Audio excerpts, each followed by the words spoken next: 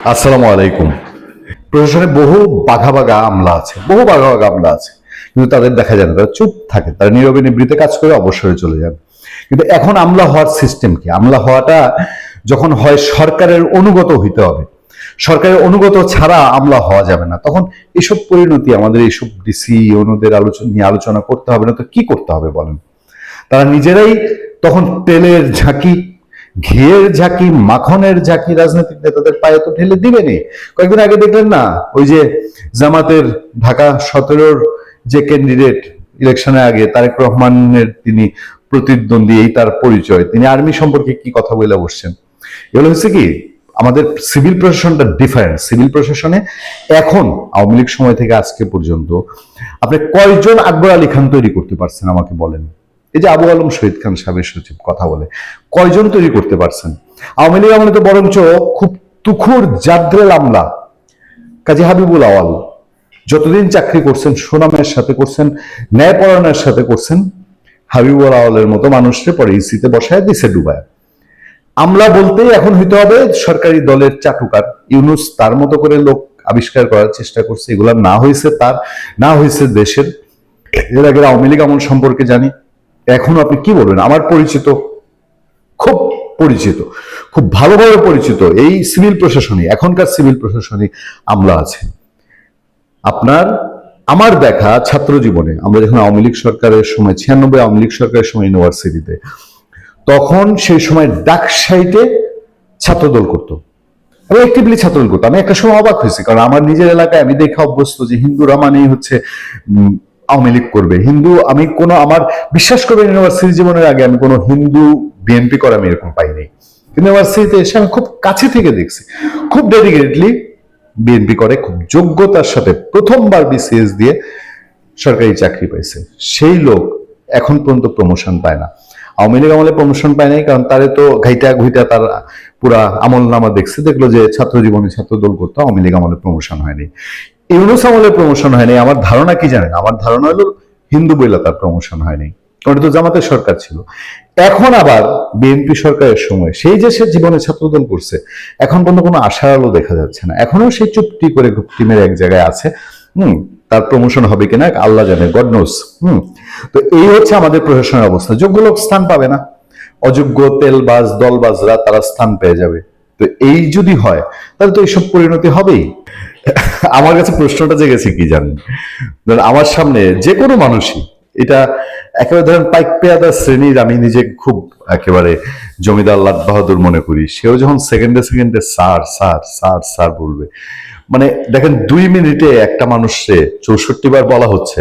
Social media বিভিন্ন নিউজের headline, নিউজে পর্যন্ত হয়েছে যে 2 মিনিটে ডিসি সাহেব এমপি সাহেবরে স্যার স্যার, মন্ত্রীকে স্যার স্যার বলছে 64 বার।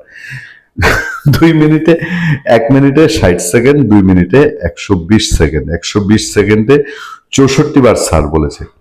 আমরা টেলিভিশনে যারা রিপোর্টাররা কাজ করেছি, আমাদেরকে হিসাব রাখতে হয়। মানুষ এভারেজে প্রতি সেকেন্ডে 2.5টা শব্দ বলতে পারে, এটা হচ্ছে আমাদের একটা স্ট্যান্ডার্ড হিসাব। তো প্রতি সেকেন্ডে 2.5টা শব্দ যদি বলতে পারে একটা মানুষ, তো সেই শব্দের জায়গায় ধরেন 120 সেকেন্ডে তার 250-300 শব্দ বলার কথা। সেই 300 শব্দের মধ্যে তার 5 ভাগের 1 ভাগ শব্দই হলো স্যার। মানে জিনিস হইলে পারে, এটা যে যার পক্ষে সম্ভব সেই পারে। আমার কাছে আরো খটকা লাগছে যে ত্রাণমন্ত্রী আসাদুল হাবিব দুলু, সিনিয়র মানুষ, পলিটিশিয়ান মানুষ, বেচারা কি পরিমাণ অপদস্থ হয়েছে। আমার ধারণা দুল ভাই বেশ অপদস্থ হয়েছে। এই আপনার আসাদুল হাবিব দুলু সাহেবের অপ্রস্তুত হওয়া ছাড়া ওখানে ফিচ করে আরেক, আমি এই ভদ্র মহিলার চাকরি রাখবে কিনা ডিসি সাহেব জাহিরা, দেখছি যে এই ভিডিওতে কোনায় দেখেন এক মহিলা আছে, উনি কিন্তু ফিচ করে এসে দিছিল। মানে মাল একখান না হইলে এটা সম্ভব। মূল আলোচনায় যাই, আগে খবরটা, ভিডিওটা একটু দেখবেন আপনারা।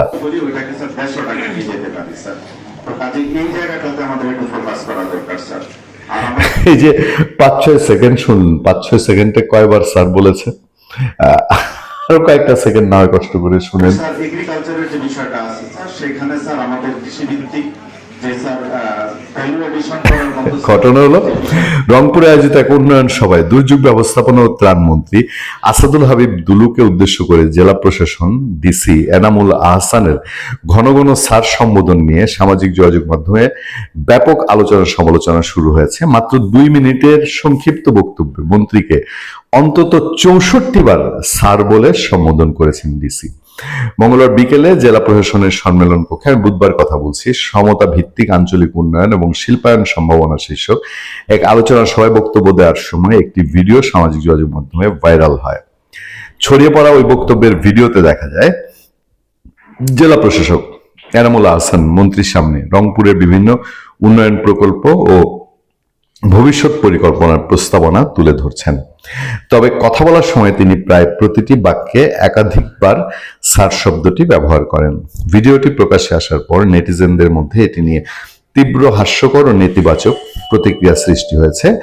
অনেকেই একজন ঊর্ধ্বতন কর্মকর্তার এমন আচরণকে অতি ভক্তি এবং পেশাদারিত্বের পরিপন্থী হিসেবে অভিহিত করেছেন।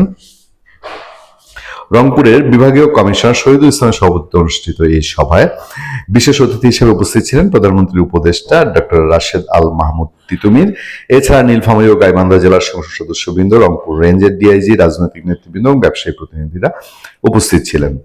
সবাই উপস্থিত একাধিক সূত্র জানিয়েছে, আঞ্চলিক বৈষম্য দূরীকরণ এবং শিল্পায়নের সম্ভাবনা নিয়ে আয়োজিত এই গুরুত্বপূর্ণ সভায় উন্নয়ন প্রস্তাবনার চেয়ে জেলা প্রশাসকের সম্বোধন রীতি এখন মূল আলোচনার বিষয়ে পরিণত হয়েছে। এত অল্প সময়ের মধ্যে বারবার একই সম্বোধনে সভায় উপস্থিত অনেকেই বিরক্তি প্রকাশ করেছেন।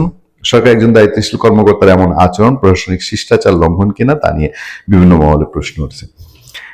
প্রশাসনিক শিষ্টাচার লঙ্ঘন কিনা এই নিয়ে প্রশ্ন ওঠার তেমন কোনো সুযোগ নাই বোধহয়। আমাদের কালচারটা এরকম, জানেন, ডিসি সাহেবরা, ইউনো সাহেবরা, আপনার কেউ যদি ঘটনাক্রমে সামনে থাকেন দেখবেন যখন তার ঊর্ধ্বতনরা ফোন করে, মানে এটা আমাদের আমলাতন্ত্রের সিস্টেমটাই এরকম হয়ে গেছে কিনা, খুব কম মানুষ ব্যতিক্রম যে এই জুনিয়ররা ডিসি সাহেবকে তার উপরে সচিব মহোদয় যদি ফোন করেন বা প্রধানমন্ত্রী দপ্তর বা ওইরকম লেভেলের কেউ ফোন করেন, তাহলে sir sir sir sir sir sir বলা এটা মুখের আদত হয়ে গেছে, স্বভাব খাইসলতে পরিণত হয়েছে।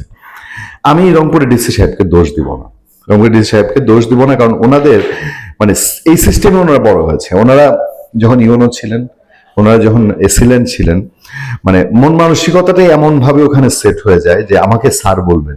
এই ওনাদের জেনারেশনে এখন যারা ডিসি হয়েছেন গত 5-7 বছরে, আমি বোধহয় 2018 সালে সোশ্যাল মিডিয়া অ্যাক্টিভ হওয়ার পর থেকে নাহলে 10টা কন্টেন্ট করছি যে ইউনো সাহেবকে, ইউনো ম্যাডামকে কেন স্যার ডাকলো না, ম্যাডাম ডাকলো না, কেন আপা ডাকছে, কেন ভাই ডাকছে। এই জন্যে সেবা প্রার্থী সাধারণ মানুষের একেবারে পিন্ডি চটকায় ফেলছে ইউনো সাহেবরা। যে নিজে প্রত্যাশা করে তার সেকেন্ডে 10 বার স্যার বলো, মানুষ শব্দ উচ্চারণ করতে পারে 2.5 বার, ওই 2.5 বারের জায়গায় 5 বার যদি আপনি স্যার বলতে পারেন, সে নিজে এতে খুশি হয়। সেই ক্ষেত্রে সে তো আরেকজনকে বলবেই। অনেকে চাটকারি তার কথা বলেন, অনেকে বলেন যে এটা ওই দেখানো। দেখবেন যে এখন মোটামুটি তারা সবাই বিএনপি, সাংঘাতিক বিএনপি হয়ে গেছে নিঃসন্দেহে।